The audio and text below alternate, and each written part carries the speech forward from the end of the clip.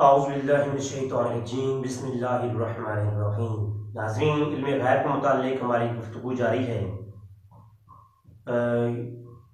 15 episode ہماری آ چکی ہیں،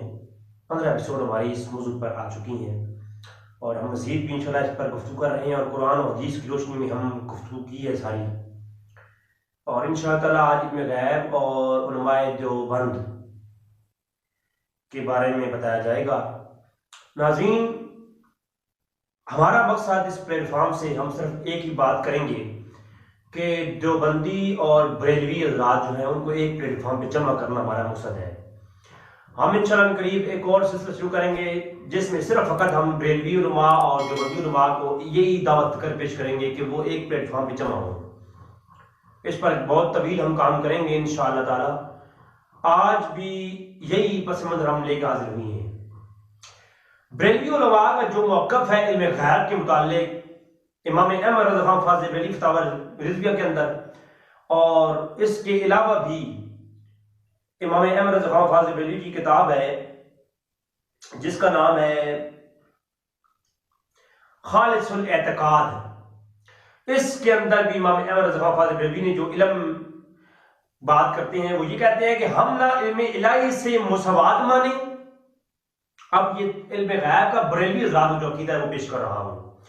ہم نہ علم الہی سے مساوات مانیں اور نہ غیر کے لیے بذات جانیں، اور عطاء الہی سے بھی بعض علوم غیب ہی ملنا مانتے ہیں نہ کہ جمیع۔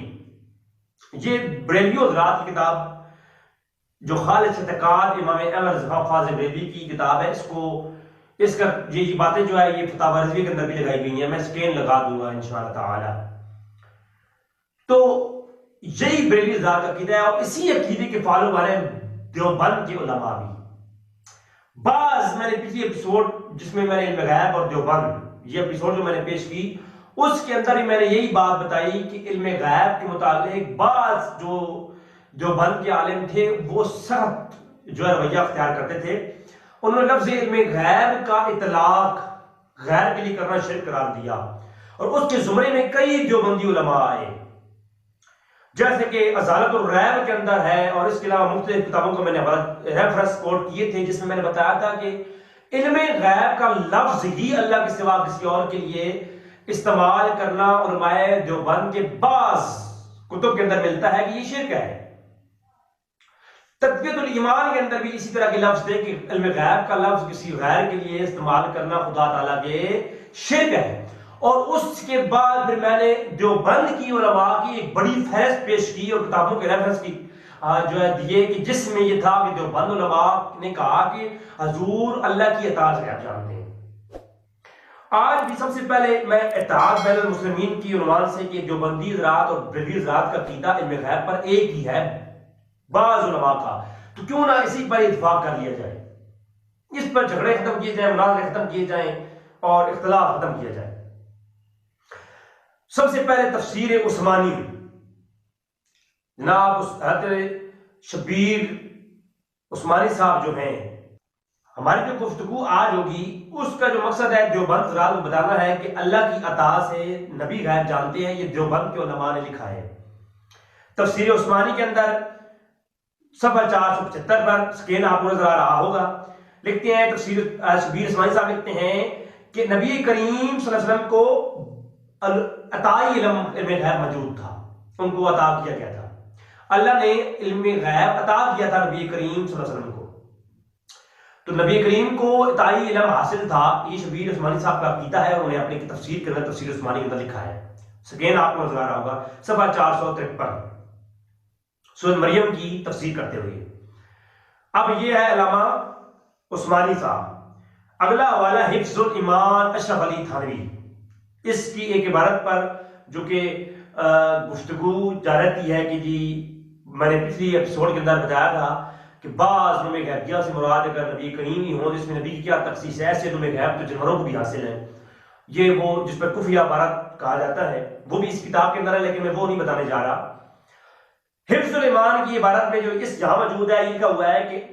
حضور کے بعض علوم غیبیہ جزیات کمالات نبوت میں داخل ہیں، یعنی بعض غیب جو ہے وہ نبی کریم صلی اللہ علیہ وسلم کو عطا کیے گئے ہیں۔ اب جو یہ کہتے ہیں سرے سے لفظ علم غیب کا استعمال کرنا ہی شرک ہے، تو ان علماء جو ہیں یہ تو بعض علم غیب اللہ کی عطا سے علم غیب نبی کے لیے مانتے ہیں، بلکہ اس کے علاوہ میں ریفرنس کی طرف جا نہیں رہا، ورنہ الملفوظات حکیم الامت جو اشرف تھانوی صاحب کی بہت بڑی کتاب ہے، ملفوظات ہیں، ان کے اندر بھی بے شمار جگہوں پر علم غیب کی باتیں کی گئی ہیں، جو کہ ہمارے آج موضوع کا حصہ نہیں ہے، انشاءاللہ پھر کبھی کسی عنوان سے لائیں گے۔ اگلا حوالہ کتاب النوازل، علامہ مفتی سید محمد سلمان صاحب منصور پوری جو کہ دیوبند کے بہت بڑے عالم تھے، کتاب النوازل مشہور ترین کتاب دیوبند کے ہاں، ان کی اس کتاب کے اندر ان حضرت صلی اللہ علیہ وسلم کی علم غیب کا عقیدہ یہ باب قائم کیا۔ فرماتے ہیں نبی کریم صلی اللہ علیہ وسلم کی علم غیب کا اطلاع ہمارے نبی کریم صلی اللہ علیہ وسلم کو اللہ نے سب سے زیادہ علم غیب عطا فرمایا، تو وہ بھی یہ مانتے ہیں کہ اللہ کی عطا سے نبی کریم صلی اللہ علیہ وسلم کو سب سے زیادہ علم غیب عطا فرمایا گیا ہے۔ تو کتاب النوازل آپ کے سامنے اس کا بھی ریفرنس نظر آ رہا ہوگا۔ اس کے بعد توضیح البیان فی حفظ الایمان، مرتضی حسن چاندپوری جو دیوبند کے بہت بڑے رسالہ چاندپوری کے نام سے رسالے چھپتے تھے انڈیا کے اندر ان کے، اور بہت بڑے علامہ گزرے، دیوبند حضرات اپنے شیخ مانتے ہیں ان کو، تو ان کی حفظ الایمان پر جو اعتراضات ہیں ان کے رد میں حفظ الایمان کی جو ہے نا تعویل میں اور دفاع میں لکھی جانے والی کتاب توضیح البیان، مرتضی چاندپوری دیوبند کے عالم یہ اپنی اس کتاب میں لکھتے ہیں یہی سرور عالم کے علم غیب کے متعلق، کہتے ہیں سرور عالم کو بعطاء الہی علم غیب حاصل ہے، حفظ الایمان میں اسے تسلیم کیا گیا ہے۔ اپنی بات کہتے ہیں کہ اشرف تھانوی صاحب نے حفظ الایمان میں تئی علم جو ہے نبی کا یہ تسلیم کیا ہے۔ تو ناظرین یہی جو عقیدہ ہے، یہی تو بریلوی حضرات اہل سنت والجماعت کا بھی یہی عقیدہ ہے۔ تو دونوں علماء کے عقائد ایک جیسے بیان ہو رہے ہیں کہ نہیں ہو رہے؟ اب کتنا عطا کیا مقدار کو چھوڑیں، عطائی علم تھا، بس اس پر آپ اتفاق کر لیں تو میرے خیال میں اختلافات بڑھ سکتے ہیں۔ اس کے بعد ازہارت الرائے، مولانا سرفراز گکھڑی صاحب جو کہ بہت ہی مشہور عالم اور جو بریلیت کا رد کرنے والے بہت بڑی تلوار جو بند کے ہاں، میں بہت بڑا عالم سمجھتا ہوں ان کو، انہوں نے ازہارت الرائے کے صفحہ 453 پہ آپ کو نظر آ رہا ہوگا لکھتے ہیں کہ نبی کریم صلی اللہ علیہ وسلم کے لیے علم غیب کا اطلاق کفر اور شرک ہے اگر کلی مانا جائے، اور بعض میں غیب اللہ کی عطا سے ماننا کفر کے زمرے میں نہیں آتا۔ آپ سنوں کہ یہ بعض میں غیب عطا الہی سے ماننا یہ کفر اور شرک نہیں ہے۔ تو جو بریلوی حضرات ہیں وہ بھی اللہ کے ساتھ برابر نہیں مانتے، اعلی حضرت کی میں نے بات بتائی ہے، اللہ کی عطا سے بعض غیب مانتے ہیں، تو یہی عقیدت دیوبند کا ہے، کیوں لڑتے ہیں اس پہ بلو لوگ؟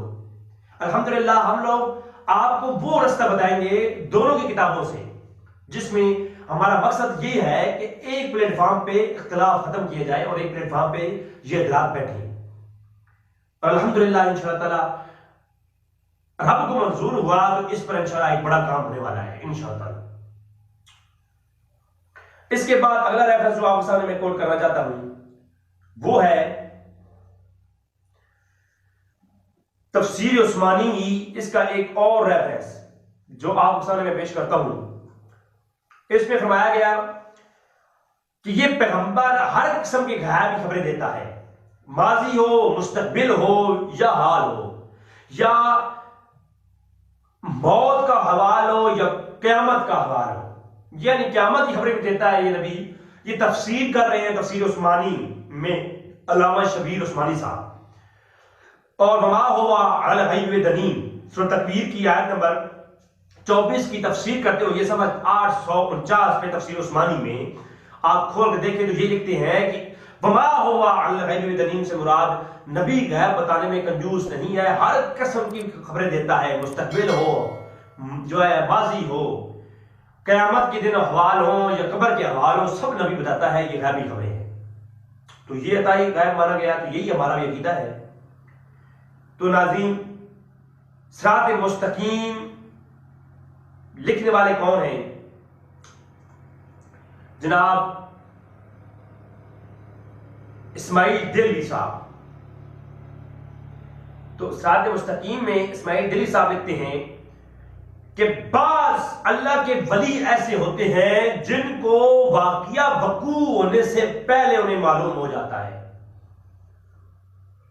چاہے وہ الہام کی طرف سے ہو، خواب میں معلوم ہو جائے، القاء ان کے دل میں ہو جائے۔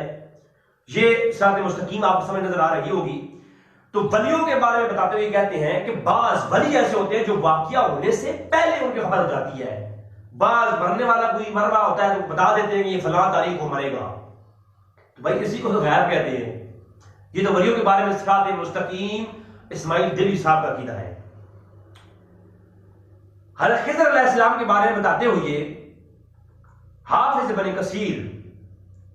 جو کہ دیوبند کے ہاں بہت بڑے علامہ مانے جاتے ہیں اور 774 جس نے فاتحہ کا،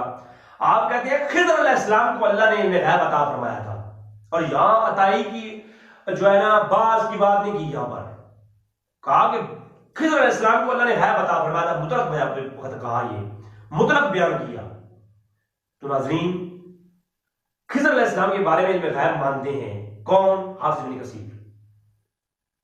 اس کے علاوہ بھی کچھ چیزیں اور ہیں جن کو ہم اگلی ایپیسوڈ جب قرآن کے بارے میں اور علم غیب کے بارے میں بات کریں گے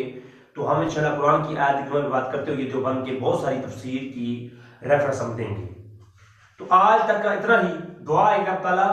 ہمیں ایک پلیٹ فارم پہ جمع ہونے کی توفیق عطا فرمائے اور اتحاد بین المسلمین پر ہمارا ساتھ دیں آپ لوگ۔ انشاءاللہ تعالیٰ ہم مسلمانوں کے درمیان میں جو اختلافات ہیں ان کا